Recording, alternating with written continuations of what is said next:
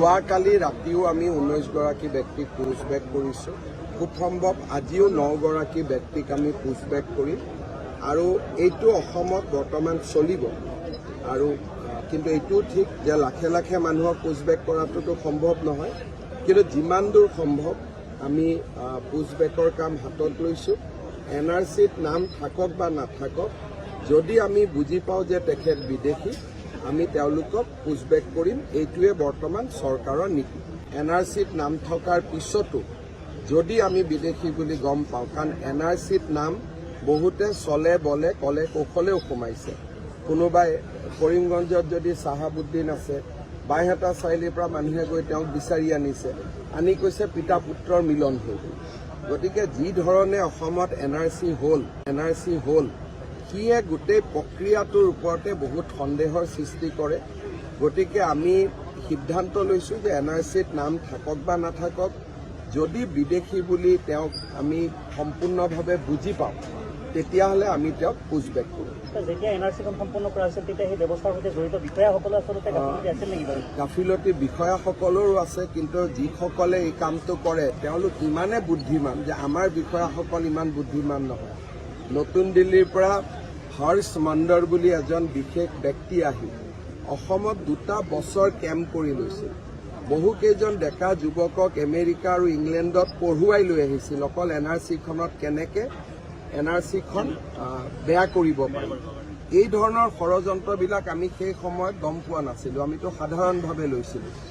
এতিয়া এই ঘটনাবোৰ মুখ্যমন্ত্ৰী হোৱাৰ পিছত মোৰ নলেজত আহিলে, তেতিয়া মই মুখ্যমন্ত্ৰীও নাছিলোঁ।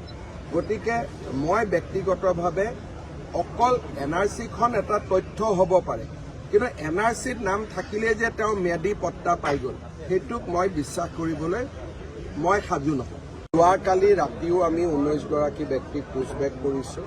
খুব সম্ভৱ আজিও 9গৰাকী ব্যক্তিক আমি পুছবেক কৰিম আৰু এইটো অসমত বৰ্তমান চলিব।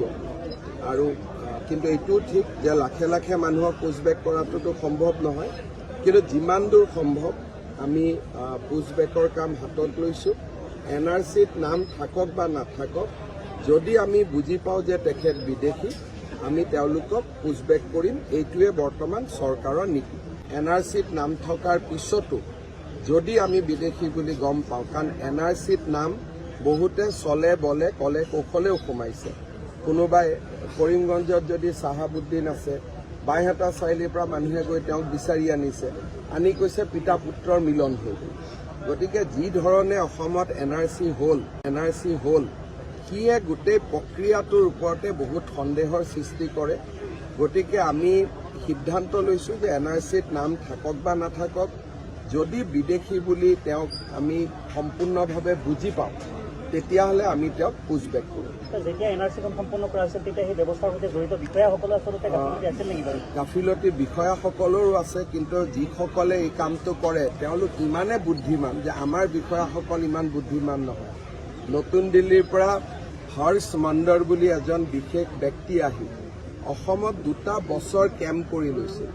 বহুকেইজন ডেকা যুৱকক আমেৰিকা আৰু ইংলেণ্ডত পঢ়ুৱাই লৈ আহিছিল অকল NRCখনত কেনেকৈ NRCখন বেয়া কৰিব পাৰি। এই ধৰণৰ ষড়যন্ত্ৰবিলাক আমি সেই সময়ত গম পোৱা নাছিলোঁ, আমিতো সাধাৰণভাৱে লৈছিলোঁ। এতিয়া এই ঘটনাবোৰ মুখ্যমন্ত্ৰী হোৱাৰ পিছত মোৰ নলেজত আহিলে, তেতিয়া মই মুখ্যমন্ত্ৰীও নাছিলোঁ। গতিকে মই ব্যক্তিগতভাৱে অকল NRCখন এটা তথ্য হ'ব পাৰে, কিন্তু NRCত নাম থাকিলে যে তেওঁ ম্যাদী পট্টা পাই গ'ল, সেইটোক মই বিশ্বাস কৰিবলৈ মই সাজু নহয়।